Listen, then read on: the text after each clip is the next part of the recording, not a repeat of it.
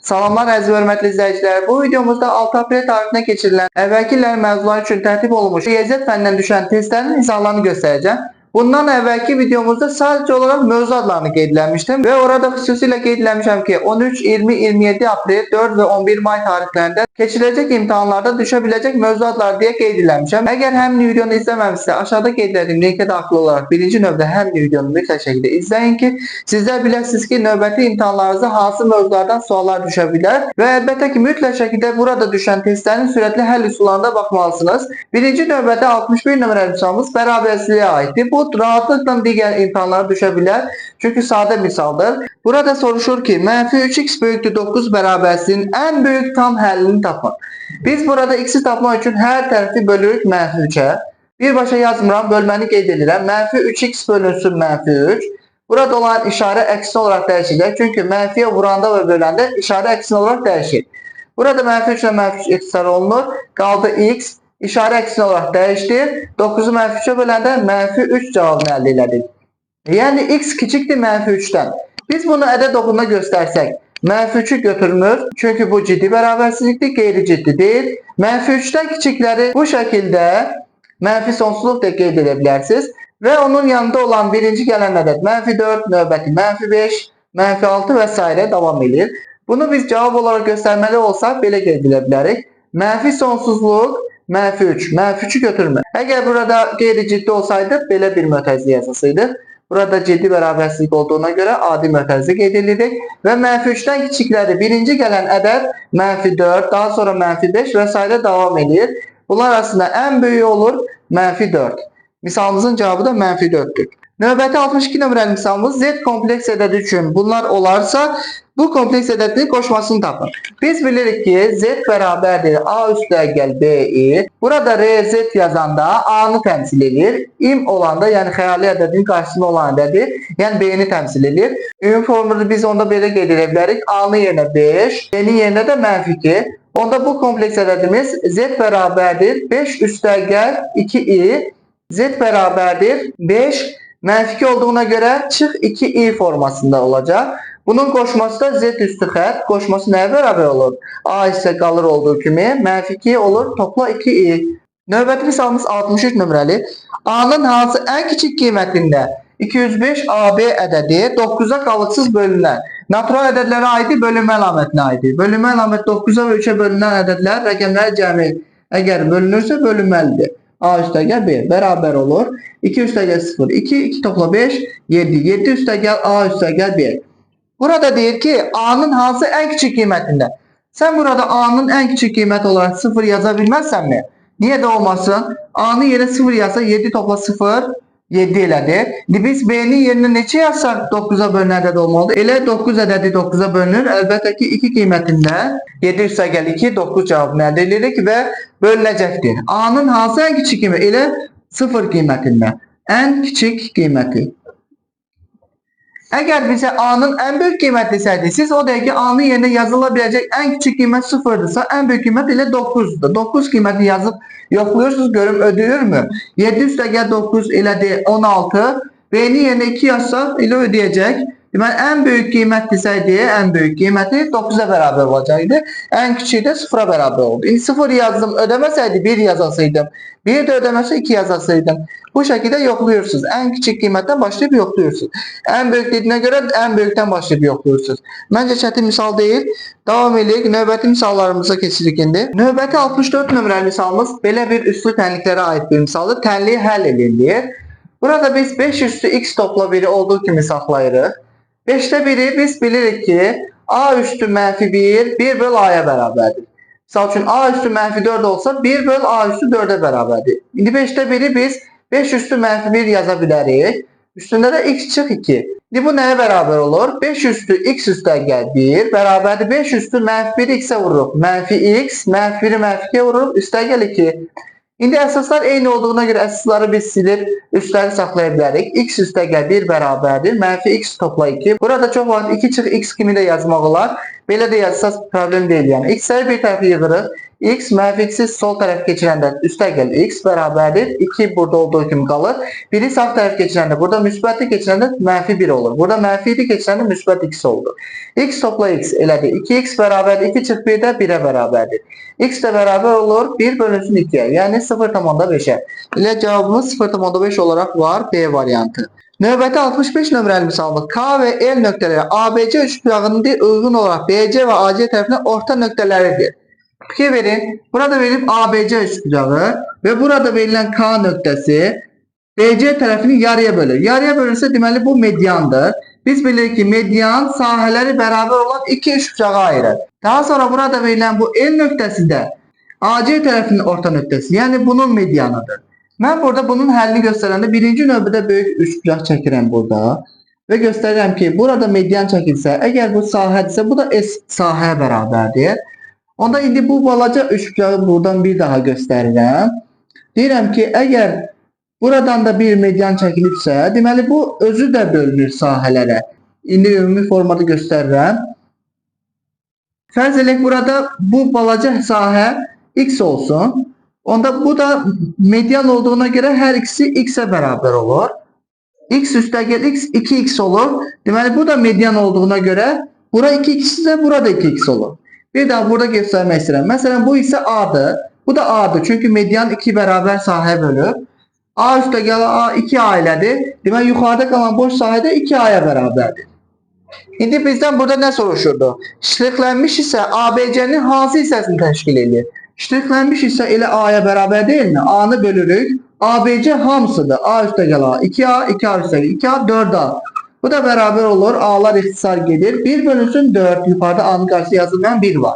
4'te 1 yani. Bunun cevabını çok şagird 3'te 1 de qeyd edibdir. Burada sizi çaşdıran bu ise bu məqamdır. Bunu biz başqa necə öyrənə bilərik? Fərzinin belə bir üçbucaq göstərirəm. Orta xətt qeyd elədim və bu şəkildə bölünüb hissələrə. Fərzin isə deyir ki, bu hissə ümumi üçbucağın hansı hissəsini təşkil edir? 3'te 1 eləmir ki. Burada nə yazırsınız? 4'te 1. Niyə? Çünki 4 bərabər hissə bölür. 4'dən biridir. Bunu biz belə də göstərə bilərik. Fikir verin. Belə orta xətt və bunu belə bölübdür. İndi burada soruşa bilər, bu isə ümumi üçbucağın hansı hissəsində? 3'te 1 deyil. Burada da biz qırıq-qırıq xəttlərlə belə çəkib 4 hissənin olduğunu görürük və 4'te 1'ə bərabərdir. Bunu biz belə də göstərə bilərik. Baxın bu şəkildə. Bu belə bölünür və burada 4 hissədən ibarətdir. Diqqətli olun, bu tip misallarda qəti şəkildə tələsməyin, məntiqli cavablar axtarın, tapın orada. Yəni baxın görək bu cavab olsa olarmı, ödəyərmi, ödəməzmi? Yəni çox şagird 3'te 1 cavabını qeyd edib. Bir daha göstərirəm bu. Bu median bu böyük üçbucağın sahəsi bərabər olan 2 yerə böldü. Bu medianda kiçik üçbucağın, yəni ayırdığı digər üçbucağın bərabər olan 2 hissəyə böldü. Sizdən o balaca hissənin ümumi sahəyə nisbətini soruşur. Balaca isə x-dirsə ümumi sahə 4x-dir. X bölünsün 4x 4'te 1'ə bərabər. Və növbəti 66 nömrəli misalımız sinus 2x çıx 3 bərabərdir. Bir tənliyini həll edindir. Trigonometrik tənliklərə aid bir misaldır. Biz burada 2x çıx 3 bərabərdir. Bir cavabını harda alır? Biz sol əl qaydasında öyrənmişik ki 0, 30, 45, 60 və 90. 90 dərəcə sinus soruşanda bu tərəf gəlir. 4 var. Kök altında 4 böl 2. 4'ten 2 çıxır. 2 böl 2 də 1'ə bərabərdir. Yəni bir cavabını pi böl 2'də alırıq. Daha sonra şablon qayda olaraq üstəgəl 2 pi k, yəni 4'ü 2 pi k olaraq qeyd edirəm. Burada biz 3'ü sağ tərəf keçirsək 2x bərabərdir. Pi bölü 2 üstəgəl 2 pi k topla 3. Mənfi 3'ü keçirəndə topla 3 oldu. Bizə lazımdır x'i tapmaq. Burada verilib 2x. Deməli hər tərəfini nə etsək? Böləsik 2'yə. İndi bunu böləndə 2'yə 2 bölü 2 ixtisar gedir, qalır x. Pi bölü 2'ni 2'yə böləndə pi bölü 2 vurulsun 2'de 1. Yəni pi böl 4 olur. Üstəgəl 2 pi k'nı 2'yə böləndə 2'lər gedir, qalır pi k. Və üstəgəl 3'ü 2'yə böləndə qalır 3 böl 2. Bunu 1,5 də bəzi misalları qeyd edirlər. Burada verilən cavab 2-də 3-dür. Diqqətli olun, bu tip misallarda hazır birbaşa cavabı qeyd eləməyin. Orada diqqətli şəkildə fikir verin. Mötərizə içərisində verilən ədədlər var. Onları sadələşdirməliyik. Birbaşa cavabını yazmaq olmaz. Belə birbaşa cavablar da qeyd olunubdur. Siz o dəqiqə o cavabları qeyd eləməyin. Növbəti 67 nömrəli misalımız 6 bucaqlığa aiddir. Ümumilikdə çox bucaqlar mövzusunda öyrənilir. 2x üstəgəl y bərabər 5 olarsa deyir, 6 bucaqlının perimetrini tapın. Bunun sadə həll üsulu hansıdır? P bərabər yazıram. Bu hissədən başlayıb perimetrini hesablayır. Və yaxud da bu hissədən başlayır. Fərq eləməz. Elə buradan da yaza bilərik. X üstəgəl y, x üstəgəl y. Davam edirik. X üstəgəl y, x üstəgəl y. Bərabərdir. Bu hissədə fikir verin. X üstəgəl x 2x eləmirmi? Topla y. Üstəgəl x üstəgəl x yenə 2x üstəgəl y. Bizə burada 2x üstəgəl y-i 5 verməyibmi? Biz 2x üstəgəl y-in yerinə 5 yaza bilərik. 5 topla 5 də 10-a bərabərdir. Bunu belə də həll edə bilərsiniz, başqa belə də həll edə bilərsiniz. P bərabərdir. Hamısını toplayıram. X üstəgəl y üstəgəl x üstəgəl y. Bu da bərabər olur. 4 dənə x olduğuna görə 4x, 2 dənə y olduğuna görə 2y. Buradan da ortaq vuruq çıxarmaq lazımdır. 2 ortaq vuruq çıxsa, içəridə qalır. 2x üstəgəl y. 2x üstəgəl y özü 5 verib. 2 vurulsun 5 də bərabərdir 10. Növbəti 68 nömrəli misal, çox sadə misal. Mn hasilini tapın deyir. Mn. Bunu çətin olaraq belə verə bilərdi. M bölünsün 10 bərabərdir 8 böl n. Çətin deməyək. Yəni biraz fərqli formada belə verə bilərdik. Kənar hədlərin hansı, orta hədlərin hansı bərabər. Yenə də mn bərabər olur 10 vur 8-ə. Bunu hazır formada belə verib çarpaz vururuq. Bunu buna, bunu da buna. Yəni mn bərabər olur 10 vur 8. 10 vur 8 də 80. Növbəti 69 nömrəli misalımız fəzada düzxətlər müstəvilərə aiddir. Orada öyrənilən kuba aid bir hissədir. ABC kvadratının təpələrindən çəkilmiş paralel düzxətlərdir. Onun müstəvisinə paralel olan müstəvini uyğun olaraq A1, B1, C1, D1 nöqtələrində kəsirdir. AB 4 olarsa AB, C1 parçasının uzunluğunu tapın. Bunun həllini mən bir kub üzərindən göstərmək istəyirəm. Bu şəkildə bir kvadrat çəkirik. Növbəti bir kvadrat da buradan qeyd eləsək. Və təpə nöqtələrini birləşdirdikdə əmələ gələn figurumuz bu şəkildə fikir verin. İndi isə mən burada oturacağı A, B, C, D olaraq işarə edirəm. Hər təpədən çəkilmiş hündürlük A-ya uyğun olaraq A1, B-yə uyğun olaraq B1, C-yə uyğun olaraq C1 və D1 olaraq işarə edirəm. Burada deyir ki, ABCD kvadratdır. Və bunlar da eyni məsafədə dayanır. Aşağıdakı kvadrat da üsttəki də kvadrat olur. AB tərəfini burada veribdir 4. Və bizdən A1, C1 diagonalını soruşur. Elə biz burada kubun bir üzünün diagonalı kimi də göstərə bilərik. A, B 4-dürsə, bütün tərəflər 4, 4-dür. Eyni zamanda yuxarıda A1, B1, C1 hamısı 4-dür. Biz bunun həllini necə göstərə bilərik? İstənilən bir kvadratın tərəfləri A olanda diagonalları A kök 2'ye bərabərdir. Yəni tərəflər 4, 4 olduğuna görə A1, C1 diagonalda A kök 2, yəni 4 kök 2'ye bərabərdir. Bir daha göstərirəm. ABCD kvadrat var və burada çəkilmiş hündürlüklər AB, BB, C1, D1 nöqtələrini birləşir. Paraleldir, eyni məsafədədir. Deməli aşağıdakı kvadrat, yuxarıdakı da kvadratdır. Aşağıdakinin tərəfləri 4-dürsə, yuxarıdakı da hamısı 4 olmalıdır. Və tərəflər 4, 4 olduğundan diagonalda 4 kök 2'ye bərabər. Kvadratın diagonalı. Kubun diagonalı soruşsaydı, buradan buraki məsafədə o 4 kök 3'e bərabər olacaq. Çünki kubun diagonalı D bərabər A kök 3'dür. Bir üzün diagonalı isə A kök 2'ye bərabərdir. Bu şəkildə həll olundu. Növbəti 70 nömrəli misalımız çoxluqlara aiddir. Deyir ki, elementlər sayı bərabər olan A və B çoxluqları var. A və B kəsişməsi 6 elementdir. Və 5 vurulsun B fərqlidir A, bərabərdir 2 vurulsun A birləşir B elementlərin sayına bərabərdir. Biz bunu əlbəttə ki Euler-Venn diaqramı vasitəsilə həll edə bilərik. Burada A və B olaraq qeyd edirəm. Kəsişməsi elementlərin sayı 6'dır. İndi burada A fərqli B'yə mən misal üçün X elementi yazıram. A və B'nin elementlərin sayı bərabərdir deyə başdan şərt qoy, bərabərdir. Fərz edək X'in yerinə 10 cavab almışıq. 10 topla 6, 16 eləmirmi? B'de de eyni zamanda 16 element olmalıdır. Bəziləri x yeni 2 tapmışıq. 2 üstəgəl 6 8 elementdir. B'de de 8 element olmalı. Bu o demektir ki biz A fərqlidir B hissəsini x sayda yazdıqsa B fərqlidir A hissəsində də x sayda qeyd edilməlidir. Çünki bərabərdir bunlar bir-birinə. Çünki hər ikisinin elementdən sayı bərabərdir. Bərabər olmaq üçün bunun yerine A yazsan buna da A yazmalısan. Və növbəti verilibdir ki 5 vurulsun n B fərqlidir A bərabərdir 2 vurulsun n A birləşir B. Yəni qarşısında n yazan çoxluğun gücü deməkdir. Bu mövzuya aid çox gözəl bir video izahlarımız var. Onların linklərini aşağıda yerləşdirəcəm. Mütləq şəkildə həm videolara baxın. Çünki bu tipdə misallar bu il çox düşür. Çoxluqlara aid demək olar bütün suallar bu tipdə düşdü. İndi burada B fərqlidir A sayı soruşur. Sayı elə x olaraq qeyd edim. Onda 5 vurulsun x bərabər olur. 2 vurulsun n A birləşir B. A birləşir B deyəndə hamısı götürülməlidir. Onda x üstəgəl 6 üstəgəl x. Biz burada x topla x de qeyd edə bilərdik. Sadəcə aydın formada göstərdim. Hamısını topladım. Yəni bütün hamısı nəzərdə tutulur. B fərqlidir A deyəndə bu isə nəzərdə tutulur. Birləşən isə hamısı götürülür. Kəsişməsi ortaq olanlardır. İndi 5x bərabər bu 6'nın özü veribdir. Yəni başdan qeyd olunub ki n A kəsişir B bərabərdir 6 sayda element var. Bunu özü verib. Mən özümdən yazmamışam. 5x bərabərdir 2 vurulsun x topla x elədir 2x üstəgəl 6. 5x bərabərdir 2'ni 2x'e vururuq 4x 2 vur 6 da 12 üstəgəl 12. X'ler bir tərəfi yığırıq 5x çıx 4x bərabərdir 12 x bərabər olur 12'ye. Biz burada x'i tapdıq 12. Bizden yəqin ki ya B'nin elementlərin sayını soruşmalıdır ya da A'nın elementlərin sayını soruşmalıdır.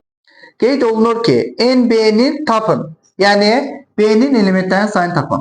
B'nin elementlərin sayı da A'nın elementlərin sayı da eyni olmalıdır. X 12 tapdıq mı? 12 üstəgəl 6 bərabər də 18 və salam bunun cavabı oldu 18. Növbəti 71 nömrəli üçbucaq bərabərsizliyinə aid bir misal növüdür. Şəkil verilməyibdir. Qeyd olunur ki tərəfləri ABC olan üçbucaq. Biz belə çəkə bilərik hər hansı bir üçbucaq. Tərəflərini ABC olaraq qeyd edin. Fərzilə bura A olsun, bura B olsun, burada C olsun. Yəni harada istəsəz qeyd edə bilərsiniz. Tərəflərinə qeyd edir. Təpə nöqtələr yox. Və deyir ki A və B tərəflərinin qarşısında yerləşən bucaqlar uyğun olaraq A'nın qarşısında olan 62 dərəcədir, 62 dərəcə və B-nin qarşısında olan 68 dərəcədir, 68 dərəcə. Və deyir ki bu üçbucağın tərəfləri arasında münasibət hansıdır oldu. Yəni müqayisə elədiyi tərəflərini. Biz birinci növbədə C bucağını tapmalıyıq və bilirik ki istənilən növ üçbucağın daxili bucaqların cəmi 180 dərəcədir. Yəni 180 dərəcədən bu iki bucağı çıxırıq. 60 topla 60 elədi 120, 8 topla 2 də 10. Yəni 130. 130 çıxanda elədi cavab 50 dərəcə. Deməli C tərəfin qarşısında olan bucaq 50 dərəcəyə bərabərdir. İndi biz rahatlıqla bunu müqayisə edə bilərik. Biz bilirik ki böyük bucaq qarşısından böyük tərəf, kiçik bucaq qarşısından kiçik tərəf dayanır. Bu haqda bir videomuz var. Onun linkini de aşağıda yerləşdirəcəm. Mütləq şəkildə daxil olub izləyin. Fərz edək bir düz bucaqlı üç bucaq verilibdir. Bucaqlarını mən 30 dərəcə, 60 dərəcə olaraq qeyd edirəm. Bunun qaydasını necə öyrənmişdik? Əgər hipotenuz 10 cm isə 30 dərəcə bucaq qarşısının katiyyət hipotenuzun yarısı, yəni 5'e bərabərdir. 60 dərəcə isə 5 kök 3'e bərabərdir. Biz buradan deyə bilərik ki böyük bucaq, yəni 90 dərəcə qarşısında olan tərəf böyük tərəfdir. Daha sonra 60 dərəcə qarşısında olan 5 kök 3 ortada yerləşən tərəfdir. Ən kiçiyi də 30 dərəcə qarşısında olan tərəfdir. Bunu biz müxtəlif növ üçbucaqlarda göstərə bilərik. Hamısını ödəyir. Bu o deməkdir ki böyük bucaq qarşısında böyük tərəf dayanır və yaxud da böyük tərəf qarşısında böyük bucaq dayanır. Burada biz görürük ki ən böyük bucaq 68 dərəcədir və B'nin qarşısında dayanır. Onda ən böyük tərəf olacaq B tərəfi. Daha sonra 62 dərəcə yəni A və sonda C. Bunu biz C, A, B olarak da göstərə bilərik. Burada cavablarda bu formada göstərir. B böyükdür A'dan, o da böyükdür C'dən. Oxunuşu belə deyilir. A böyükdür C'dən, kiçikdir B'dən. Belə də deyə bilərik. Növbəti misalımız 72 nömrəli. Çox sadə olan A kvadrat çıx 9 və məxrəcdə də 3A üstəgəl 9 şəklində olan bir misal növüdür. Çox hədliyə aiddir, müxtəsər modüsurlarına aiddir, rasional kəsirlərə aiddir. Bunun əlini biz necə göstərə bilərik? Sürətdə A kvadratı çıxılsın, 9'u biz 3'ün kvadratı kimi yaza bilərikmi?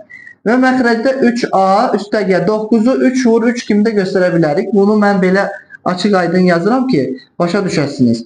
Yuxarıda kvadratlar fərqidir. Açılışı A çıx 3, A topla 3. Məxrəcdə də 3'ü ortaq vuruq çıxarsaq, A üstəgəl 3 olur. A üstəgəl 3 nə? A üstəgəl 3. Gedir ixtisar sürətdə qalır. A çıx 3, məxrəcdə də 3 cavabını əldə edirik. Növbəti 73 nömrəli misalımız trigonometrik funksiyalara aiddir. Toplama teoremlərinə aid bir misaldır. İfadəsinin qiymətini hesablayın deyir. Biz mövzu izahında öğrenmiştik ki sinüs, kosinüs, kosinüs, sinüs gelirse bu sinüs aittir. Ve sinüs olduğu ki mənfi ise mənfini götürür. Yani sinüs alfa çık beta'ya aittir bu. Bu da beraberdir. Sinüs alfa çık beta diyene 41 çıkılsın 11. 41'den çıkırıp 11'i. Bu da beraber edir. Sinüs 41 çık 11. 1 çık 1 0. 4 çık 1 30. Sinüs 30 derece. Sinüs 30 derecenin sol el qaydası vasitəsilə necə hesablayırdı? 0 30 derece burada. Sinüs bu yana gəlir. 2'də 1'ə bərabərdir. Çok sadə həll üsulları var. Onların linklərini hamısını aşağıda yerləşdirəcəm. Mütləq şəkildə daxil olub izləyin. Bu tip misalları rahatlıqla hesablayın. Əslində trigonometriyadan uşaqlar qaçırlar, qorxurlar, deyirlər çətin misallardır. Amma çox sadə həlli olan, yəni 1 saniyədə həll olması bir misaldır. Heç bunu yazmadan birbaşa sinüs 30 2'də 1 yaza bilərdim. Növbəti 74 nömrəli misalımız məsələ həllinə aiddir. Bunu axıra saxlayıram. Birinci növbədə sürətli həll olunacaq misalları qeyd edirəm. 75 nömrəli misalımız loqaritmaya aiddir. İfadəsinin qiymətini hesablayın deyir. Biz burada verilən 2'ni qüvvət üstünə geri qaytara bilərik. Burada da verilən 2'ni qüvvət üstünə geri qaytara bilərik. Toplama vurmaya keçir, çıxma bölməyə keçir. Bunu bilməliyik biz. Digər mövzuları qeyd etdiyim kimi loqaritma mövzusundan da çox gözəl dərs izahlarımız vardır. Onların linklərini aşağıda yerləşdirəcəm. Mütləq şəkildə daxil olub o mövzuları izləyin. İmtahanlarda belə sadə misalları rahatlıqla hesablayın. Deməli, loqaritma 2'ni biz geri qaytarsaq 20 əsasdan 2 üstü 2 yəni 2'nin kvadratı toplama vurmaya keçir. Əsaslar eynidir 20 əsasdan olduğuna görə vur 5 rahatlıqla yaza bilərsiniz. Və vurulsun. İndi burada da loqaritma 20 əsasdan 2'ni yenə onun üstünə qaytarırıq. 10'un kvadratı. Çıxma var. Çıxma bölməyə keçir. Böl 5. Bu da bərabərdir. Loqaritma 20 əsasdan 2'nin kvadratı 4. 4 vur 5 ile 20'ye beraber değil mi? Vurulsun. Logaritma 20 əsasdan 10'un kvadratı 100. 100'ü de 5'e böləndə ile 20'ye beraber değil mi? İndi ise biz bunu bilirik ki logaritma A əsasdan A 1'e beraber. Çünkü A üstü 1 A'ya beraberdir. Tabii ki bunlar gedir 1'e beraberdir. 1 vur 1 cevap elədir 1. Hər iki mövzu şagirdlərin çox çətin qavradığı mövzular içərisində daxildir. Lakin suallar gördüyünüz kimi rahat həll olunması bir misallardır. Bunu mən sizlər gözəl başa düşəsiniz deyə ayrı-ayrılıqda qeyd edelim. Yoxsa birbaşa 1 vur 1 bərabərdir 1 cavabını qeyd edirik biz bunların həllərini. Növbəti 76 nömrəli misalımız fırlanma cisimlərinə aiddir. Silindir verilibdir. Misalın şərtində qeyd olunur ki, silindirin ox kəsi tərəfləri AB 12, AD 10 olan düz bucaqlıdır. Bu silindirin həcmini hesablayın. Əlavə məlumat olaraq pi bərabərdir 3 deyə qeyd olunubdur. Təbii ki biz silindirin həcm düsturunu bilirik. En rahat olan V həcm bərabərdir. Oturacağın sahəsini S oturacaq. Vurulsun H. Oturacağın sahəsini hündürlüyə vururuq. Oturacaq da burada dairədən ibarətdir. Dairənin sahəsi S dairə nəyə bərabərdir? Pi R kvadratı.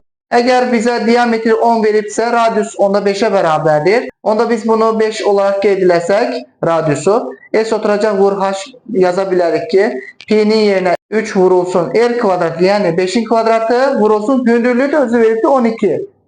Vur 12. Hündürlüğü biz buradan da belə qeyd edə bilərik hündürlük olarak. Eynidir onsuz da düz bucaqlıdır. Bu da beraber olur. 3 vurulsun 5'in kvadratı 25 vur 12. 3 vur 12 36 edir. 36 vur 25 de 900'e beraberdir. Silindirin həcm düsturu S oturacaq vur H. Sadece bir dənə düstur var. Hər bir şey veribdir. Diametri veribdir. Radius tapdı. Hündürlüğü de 12 veribdir. Pi'nin yerine de 3 qiymətini yazdı. Hesabladıq. 900 cavabını əldə elədik. Düsturları mütləq şəkildə nəzərdən keçirik. Çünki düstur bilmədən misallar həll etmək mümkün değildir. Fəza fiqurlarından söhbət gedir. 77 nömrəli misalımız ifadəsinin qiymətini hesablayın deyir. Biz burada əlavə məlumatlar bilməliyik ki, A üstündə mənfi 1, 1 böl A'ya bərabərdir. Bayaq da bunu qeyd elədim. A üstü mənfi 2, 1 böl A kvadratına bərabərdir. A böl B üstü mənfi 1, ilə birbaşa B böl A'ya bərabərdir. A böl B üstü mənfi 4 məsələn qeyd olunub. Onda B böl A üstü 4 və ya da ayrı-ayrıda 4 4 deyə qeyd edə bilərsiniz. o şəkildə yazmasınız belə. İndi isə bunun həlini biz necə göstərək? Birinci növrə 5 üstü mənfi 2-ni yazırıq. 1 bölünsün 5-in kvadratı vur. 5-də 2 üstü mənfi 4 elədi. 2-də 5 üstü mənfi 4'ü üstü 4 və ayrı-ayrılıqda yazıram. 5 üstü 4, 2 üstü 4. Vur olsun. 2 tam 2'də 1. Bunu biz ayrılıqda düzgün olmayan kəsrə çevirək. 2 tam 2'də 1 bərabərdir. 2 məxrəcdə olduğu kimi qalır. 2 vur 2 4. 4 topla 1 5'e bərabərdir. Deməli 2'də 5 üstü mənfi 3 olduğuna görə mənfi 3'e görə tərsinə çevrildi mi? 5'də 2 yazıldı mı? Orada o verilən 3'e görə hər biri üstü 3 olaraq qeyd olunur. Burada biz artıq ixtisar edə bilərik. 5 üstü 3 yəni 3 dənə 5 deməkdir. 5 üstü 3 ilə 5 üstü 4 gedir. Bir dənə 5 qalır yuxarıda. 5'in kvadratı ilə 5 də gedir. Məxrəcdə qalır 5. 2 üstü 3 ilə 2 üstü 4 ixtisar gedir. 2 üstü 3 silindi. Yuxarıda 1 qaldı. Məxrəci isə bir dənə 2 qaldı. Burada sürətdə 1. Məxrəci isə 5 vurulsun 2. O da bərabərdir. Onda 1. Onda biz 0,1 deyə qeyd edə bilərik. Bir daha qeyd edirəm. Diskriminant, Viet teoremi bunlar həmişə düşən suallar içərisinə daxildir. Ona görə də 13, 20, 27 aprel və 4, 11 may tarixlərində mütləq şəkildə bu mövzuları gözdən keçirin. Mən bundan əvvəlki videolarımızda paylaşmışam. Hansı mövzulardan suallar olacaq deyə mütləq şəkildə həmin videonu izləyin. Aşağıda birinci onun linkini yerləşdirmişəm, adını da qeyd eləmişəm. Bundan sonraki videomuzda burada qalan açıq sualların həllərini göstərəcəm. Çünki videomuz çox geniş olur. İstəyirəm ki, qısa videolar çərçivəsində sizlər bütün sualları gözdən keçirəsiniz, yorulmayasınız. Əlbəttə ki, növbəti imtahanlarda və gələn il olan imtahanlarda bu mövzularda yenə də suallar düşəcəkdir. Ona görə də diqqətli şəkildə bütün videoları izləyin. Bu hissədə izahları hələlik yekunlaşdırıram. Dərslərimizdən anında xəbərdar olmaq üçün, bizə dəstək olmaq üçün kanalımıza abunə olmağı, videolarımızı bəyənməyi, şərhlər yazmağı unutmayın. Hər nə sualınız olursa olsun, çəkinmədən şərhlərdə və əlaqə nömrələrinizə bütün suallarınızı göndərə bilərsiniz. Beləliklə bu videonun da sonuna gəldik. Növbəti videolarda görüşmək diləyilə. Sağ olun, salamat qalın.